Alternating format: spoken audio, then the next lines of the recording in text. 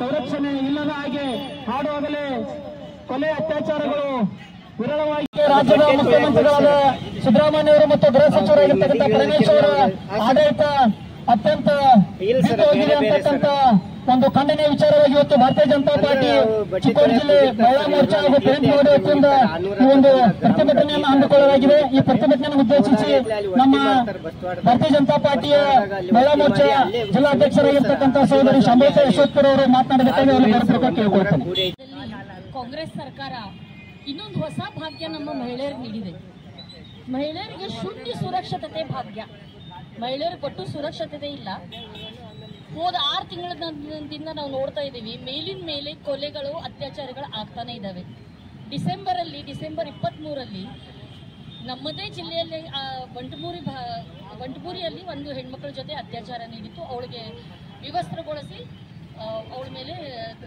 ಅವಳಿಗೆ ಬಡದಾಡಿ ಅತ್ಯಾಚಾರ ಮಾಡಿದ್ರು.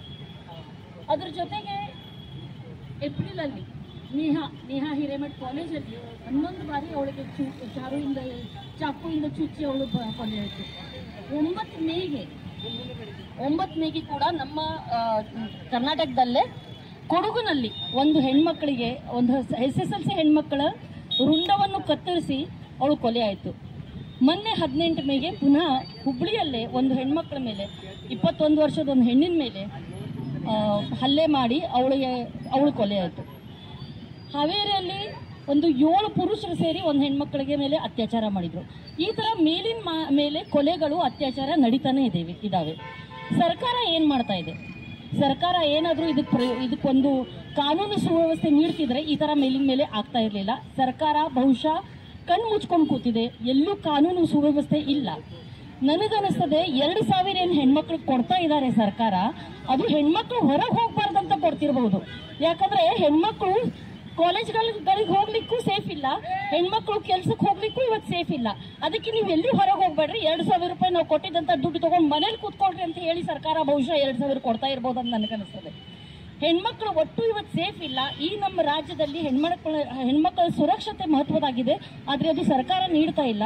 ಅದಕ್ಕೆ ನಾವು ಮಹಿಳಾ ಮೋರ್ಚಾ ಮತ್ತು ಎಲ್ಲ ನಮ್ಮ ಕಾರ್ಯಕರ್ತರ ವತಿಯಿಂದ ಇವತ್ತು ರಾಜ್ಯ ಸರ್ಕಾರದ ಸನ್ಮಾನ್ಯ ಮುಖ್ಯಮಂತ್ರಿ ಆದಂಥ ಸಿದ್ದರಾಮಯ್ಯ ಅವ್ರಿಗೆ ಮತ್ತು ಗೃಹ ಮಂತ್ರಿ ಆದಂಥ ಪರಮೇಶ್ವರ್ ಅವ್ರಿಗೂ ವಿನಂತಿ ಮಾಡ್ಕೊಳ್ತೀವಿ, ನಿಮ್ಮ ಕಡೆಯಿಂದ ಆಗ್ತಾ ಇಲ್ಲ ಅಂದರೆ ಇದು ಹೊಣೆ ಹೊತ್ತಿ ನೀವು ರಾಜೀನಾಮೆ ಕೊಟ್ಟು ಮನೇಲಿ ಕೂತ್ಕೋಬೇಕಂತ ನಾವೆಲ್ಲ ಹೆಣ್ಮಕ್ಳ ಕಡೆಯಿಂದ ಒಂದು ಅವ್ರ ಕಡೆ ಕೇಳ್ಕೊಳ್ತಾ ಇದ್ದೀವಿ. ಅಂಜಲಿ ಅಂಬಿಗರ್ ಹುಬ್ಬಳ್ಳಿ ಶಹರದಲ್ಲಿ ಕೊಲೆ, ನೇಹಾ ಹಿರೇಮಠ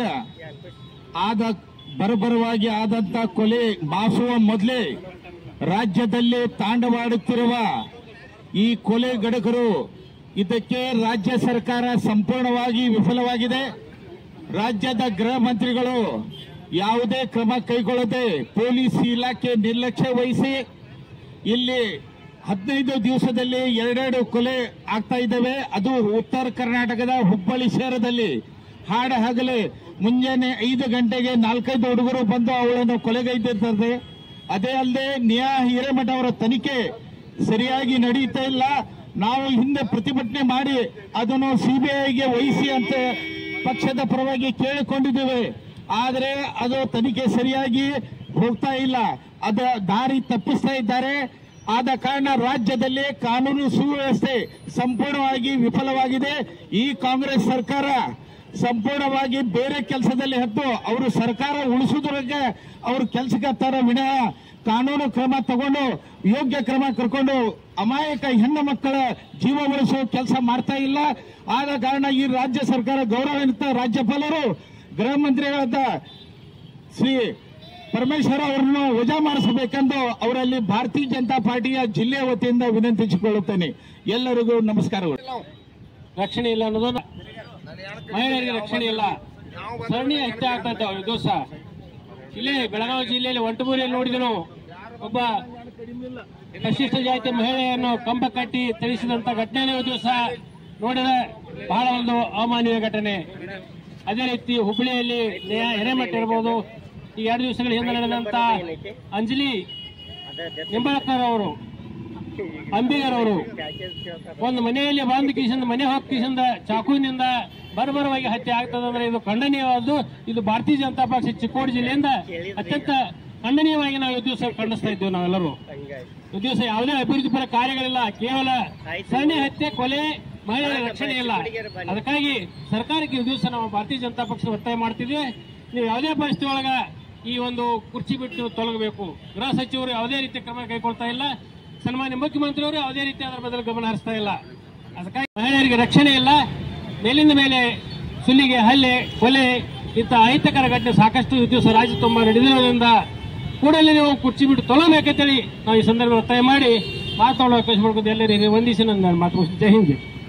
ಜಿಲ್ಲೆಯ ಬಿಜೆಪಿ ಕಾರ್ಯಕರ್ತರು ಕೂಡಿ ಏನು 15ರಂದು ನಡೆದಂತ ಒಂದು ಬಹಳ ಕ್ರೂರವಾದಂತ ಹತ್ಯೆ, ಅಂಜಲಿ ಅವರೊಂದು ಹತ್ಯೆ ಆಗಿದೆ, ಅದರ ಖಂಡಿಸಿ ನಾವೆಲ್ಲರೂ ಕೂಡ ಪ್ರತಿಭಟನೆಯನ್ನ ಮಾಡ್ತಾ ಇದ್ದೀವಿ. ಕಳೆದ 11 ತಿಂಗಳಲ್ಲಿ ಕಾಂಗ್ರೆಸ್ ಸರ್ಕಾರ ಬಂದಾಗ್ಲಿಂದನೂ ಕೂಡ ರಾಜ್ಯದ ಒಂದು ಕಾನೂನು ಸುವ್ಯವಸ್ಥೆ ಪೂರ್ಣವಾಗಿ ಹದಗೆಟ್ಟಿದೆ. ನಾವು ಕರ್ನಾಟಕ ರಾಜ್ಯ ಇದು ಸರ್ವ ಜನಾಂಗದ ಶಾಂತಿಯ ತೋಟ ಅಂತ ಹೇಳ್ತಾ ಇದ್ವಿ. ಆದರೆ ಇವತ್ತು ಒಂದು ಯುದ್ಧ ಭೂಮಿ ತರ ಪೂರ್ಣವಾಗಿ ಭಯದ ವಾತಾವರಣ ನಮ್ಮ ರಾಜ್ಯದಲ್ಲಿ ನಿರ್ಮಾಣ ಆಗಿದೆ. ಇವತ್ತು ಕಾಂಗ್ರೆಸ್ದವರು ಗ್ಯಾರಂಟಿ ಬಗ್ಗೆ ಮಾತಾಡ್ತಾರೆ, ಆದರೆ ಇವತ್ತು ಮಹಿಳೆಯರ ಒಂದು ಬದುಕಿನ ಗ್ಯಾರಂಟಿಯನ್ನ ಅವರು ಕಿತ್ಕೊಂಡಿದ್ದಾರೆ. ಇದು ಮೊದಲನೇ ಬಾರಿ ಅಷ್ಟೇ ಅಲ್ಲ. ಉದಾಹರಣೆ ಕೊಡಬೇಕಂದ್ರೆ ಇವತ್ತು ಏನು ಸಿಟಿ ಕ್ರೈಮ್ ಬ್ಯೂರೋ ಮತ್ತು ನ್ಯಾಷನಲ್ ಕ್ರೈಮ್ ಬ್ಯೂರೋದವರು ಒಂದು ಅಂಕಿ ಅಂಶವನ್ನ ಪ್ರಕಟಣೆ ಮಾಡಿದ್ದಾರೆ. ಅದರಲ್ಲಿ ಈ ರೀತಿಯಾದಂತಹ ಹಲ್ಲೆ 60% ಕಾಂಗ್ರೆಸ್ ಸರ್ಕಾರದಲ್ಲಿ ಜಾಸ್ತಿ ಆಗಿದೆ ಅನ್ನೋದನ್ನ ಪ್ರಕಟಣೆಯನ್ನ ಮಾಡಿದ್ದಾರೆ. ಮತ್ತು ಬರೇ ಅಂಜಲಿ ಅವರಷ್ಟೇ ಅಲ್ಲ, ಆದರೆ ಹೋದ ತಿಂಗಳ 18 ತಾರೀಕಿಗೂ ಕೂಡ ನೇಹಾ ಹಿರೇಮಠ್ ಅನ್ನೋ ಒಬ್ಬರ ಯುವತಿಯರ ಮೇಲೆ ಬಹಳ ಒಂದು ದೊಡ್ಡ ಹಲ್ಲೆಯಾಗಿ ಬಹಳ ಕ್ರೂರವಾಗಿ ಅವ್ರ ಹತ್ಯೆ ಆಯಿತು. ಇದನ್ನು ಕೂಡ ನಾವು ಖಂಡಿಸಿದ್ವಿ. ನಾವೆಲ್ಲ ಬಿಜೆಪಿದವ್ರು ಮನವಿ ಮಾಡೋದೇನೆಂದ್ರೆ, ಇವತ್ತು ಯಾವುದೇ ರೀತಿಯಾದಂಥ ಒಂದು ಕಠಿಣ ಕ್ರಮ ರಾಜ್ಯ ಸರ್ಕಾರ ಸಿದ್ದರಾಮಯ್ಯ ಅವರು ಇರ್ಬೋದು ಅಥವಾ ಗೃಹ ಸಚಿವರಾದಂಥ ಪರಮೇಶ್ವರ್ ಅವರು ಇರ್ಬೋದು, ಯಾವುದೇ ರೀತಿಯಾದಂಥ ಕಠಿಣ ಕ್ರಮವನ್ನು ತಗೊಂಡಿಲ್ಲ. ನಾವೆಲ್ಲರೂ ನೋಡಿದ್ದೀವಿ, ಅವರೊಂದು ವೋಟ್ ಬ್ಯಾಂಕನ್ನು ಧಕ್ಕೆ ಬರಬಾರ್ದ ವೋಟ್ ಬ್ಯಾಂಕ್ ಅಂತ ತಿಳ್ಕೊಂಡು ಬಹಳಷ್ಟು ಕ್ರಮವನ್ನು ತಗೊಂಡಿಲ್ಲ. ಅದಕ್ಕೆ ನಾವೆಲ್ಲರೂ ಕೂಡ ಖಂಡಿಸಿ ಅವರನ್ನು ಬೇಗನೆ ರಾಜೀನಾಮೆ ಕೊಡಬೇಕು ಅಥವಾ ಒಂದು ಕಠಿಣ ಕ್ರಮ ಅವರ ವಿರುದ್ಧ ತಗೊಳ್ಬೇಕನ್ನೋ ಒಂದು ಮನವಿಯನ್ನ ನಾವೆಲ್ಲರೂ ಕೂಡ ಮಾಡಿ ಆ ಅಂಜಲಿ ಅವರ ಒಂದು ಪರಿವಾರಕ್ಕೆ ಈ ದುಃಖವನ್ನ ಸಹಿಸುವಂತ ಒಂದು ಶಕ್ತಿ ದೇವರವರು ಕೊಡ್ಲಿ ಅಂತ ಹೇಳ್ತಾ ನನ್ನ 2 ಮಾತುಗಳಿಗೆ ಜೈ ಶ್ರೀರಾಮ್. ರಾಜ್ಯದಲ್ಲಿ ಹೆಣ್ಣು ಮಕ್ಕಳಿಗೆ ಸಂರಕ್ಷಣೆ ನೀಡಲಾಗಿದೆ ರಾಜ್ಯ ಕಾಂಗ್ರೆಸ್ ಸರ್ಕಾರಕ್ಕೆ. ಹೆಣ್ಣು ಮಕ್ಕಳಿಗೆ ಸಂರಕ್ಷಣೆ ವಿಫಲವಾದ ರಾಜ್ಯ ಕಾಂಗ್ರೆಸ್ ಸರ್ಕಾರಕ್ಕೆ. ಭಾರತ್ ಮಾತಾ ಕಿ